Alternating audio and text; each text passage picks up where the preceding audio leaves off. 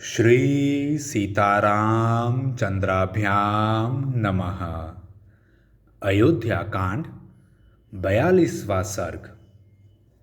राजा दशरथ का पृथ्वी पर गिरना, श्री राम के लिए विलाप करना, कैकेयी को अपने पास आने से मना करना और उसे त्याग देना, कौशल्या और सेवकों की सहायता से उनका कौशल्या भवन में आना और वहां भी श्री राम के लिए दुख का ही अनुभव करना।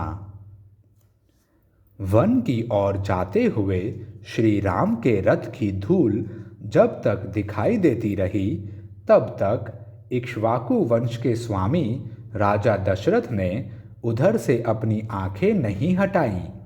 वे महाराज अपने अत्यंत धार्मिक प्रिय पुत्र को जब तक देखते रहे, तब तक पुत्र को देखने के लिए ही उनका शरीर मानो पृथ्वी पर बढ़ रहा था। वे ऊंचे उठ उठकर उनकी ओर निहार रहे थे। जब राजा को श्री राम के रथ की धूल भी नहीं दिखाई देने लगी, तब वे अत्यंत आर्त और विषादग्रस्त हो पृथ्वी पर गिर पड़े। उस समय उन्हें सहारा देने के लिए उनकी धर्मपत्नी कौशल्या देवी दाहिनी बाह के पास आईं और सुंदरी कैकेयी उनके वाम भाग में जा पहुंची। कैकेयी को देखते ही नय, विनय और धर्म से संपन्न राजा दशरथ की समस्त इंद्रियां व्यथित हो उठीं।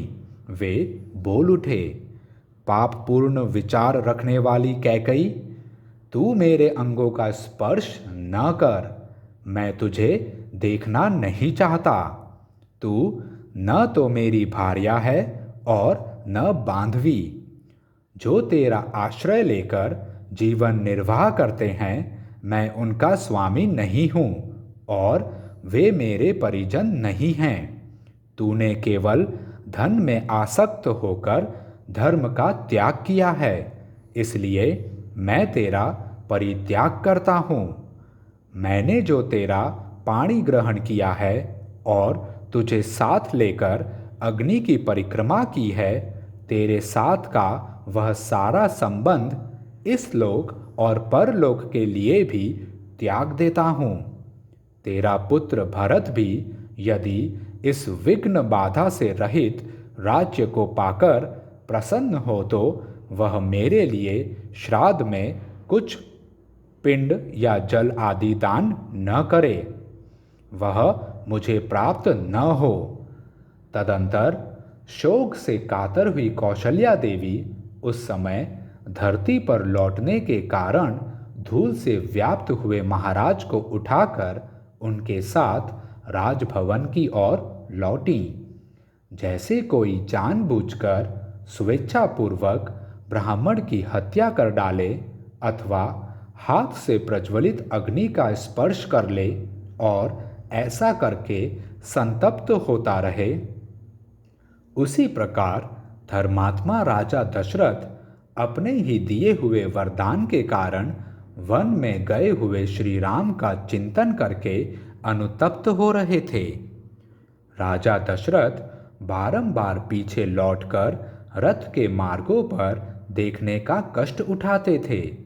उस समय उनका रूप राहुग्रस्त सूर्य की भांति अधिक शोभा नहीं पाता था।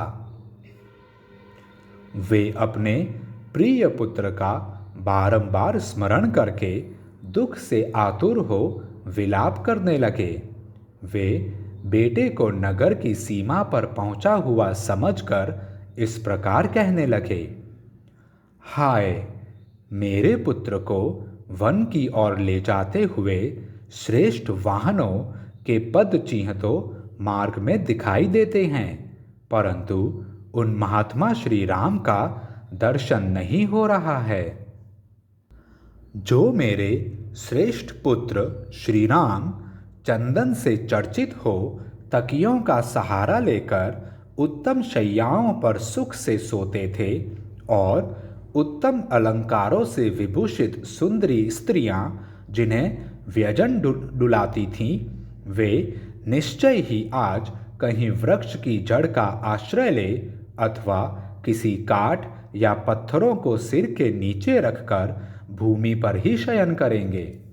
फिर अंगों में धूल लपेटे दीन की भांति लंबी सांस खींचते हुए वे उस शयन भूमि से उसी प्रकार उठेंगे जैसे किसी झरने के पास से गजराज उठता है। निश्चय ही वन में रहने वाले मनुष्य लोकनाथ महाबाहु श्री राम को वहां से अनाथ की भांति उठकर जाते हुए देखेंगे। जो सदा सुख भोगने के ही योग्य हैं, वह जनक की प्यारी पुत्री सीता आज अवश्य ही कांटों पर पैर पड़ने से व्यथा का अनुभव करती हुई वन को जाएंगी। वह वन के कष्टों से अनभिज्ञ हैं। वहाँ व्याघ्र आदि हिंसक जंतुओं का गंभीर तथा रोमांचकारी गर्जन तर्जन सुनकर निश्चय ही भयभीत हो जाएंगी।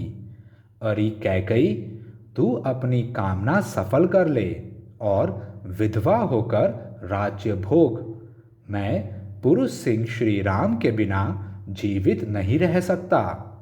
इस प्रकार विलाप करते हुए राजा दशरथ ने मरघट से नहाकर आए हुए पुरुष की भांति मनुष्यों की भारी भीड़ से घिरकर अपने शोकपूर्ण उत्तम भवन में प्रवेश किया। उन्होंने देखा अयोध्यापुरी के प्रत्येक घर का बाहरी चबूतरा और भीतरी भाग भी सूना हो रहा है, क्योंकि उन घरों के सब लोग श्री राम के पीछे चले गए थे। बाजार हाट बंद है। जो लोग नगर में हैं वे भी अत्यंत क्लांत, दुर्बल और दुख से आतुर हो रहे हैं तथा बड़ी बड़ी सड़कों पर भी अधिक आदमी जाते आते नहीं दिखाई देते हैं। सारे नगर की यह अवस्था देखकर श्री राम के लिए ही चिंता और विलाप करते हुए राजा उसी तरह महल के भीतर गए जैसे सूर्य मेघों की घटा में छिप जाते हैं। श्री राम, लक्ष्मण और सीता से रहित वह राजभवन उस महान अक्षोभ्य जलाशय के समान जान पड़ता था जिसके भीतर के नाग को गरुण उठा ले गए हों। उस समय विलाप करते हुए राजा दशरथ ने गदगद वाणी में द्वारपालों से यह मधुर, अस्पष्ट, दीनतायुक्त और स्वाभाविक स्वर से रहित बात कही। मुझे शीघ्र ही श्री राम माता कौशल्या के घर में पहुंचा दो, क्योंकि मेरे हृदय को और कहीं शांति नहीं मिल सकती। ऐसी बात कहते हुए राजा दशरथ को द्वारपालों ने बड़ी विनय के साथ रानी कौशल्या के भवन में पहुंचाया और पलंग पर सुला दिया।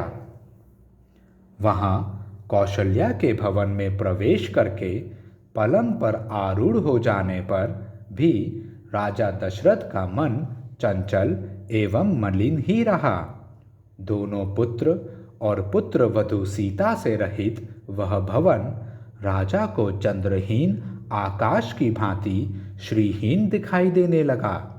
उसे देखकर पराक्रमी महाराज ने एक बांह ऊपर उठाकर उच्च स्वर से विलाप करते हुए कहा, हाँ राम, तुम हम दोनों माता पिता को त्याग दे रहे हो, जो नरश्रेष्ठ 14 वर्षों की अवधि तक जीवित रहेंगे और अयोध्या में पुनः लौटे हुए श्री राम को हृदय से लगाकर देखेंगे, वे ही वास्तव में सुखी होंगे। तदंतर अपनी काल रात्रि के समान वह रात्रि आने पर राजा दशरथ ने आधी रात होने पर कौशल्या से इस प्रकार कहा, कौशल्ये, मेरी दृष्टि श्री राम के ही साथ चली गई और वह अब तक नहीं लौटी है, अतः मैं तुम्हें देख नहीं पाता हूँ। एक बार अपने हाथ से मेरे शरीर का स्पर्श तो करो। शैया पर पड़े हुए महाराज दशरथ को श्री राम का ही चिंतन करते और लंबी सांस खींचते देख देवी कौशल्या अत्यंत व्यथित हो उनके पास आ बैठीं और बड़े कष्ट से विलाप करने लगीं। इस प्रकार श्री वाल्मीकि निर्मित आर्ष रामायण आदि काव्य के अयोध्या कांड में 42वां सर्ग पूरा हुआ। जय श्री राम।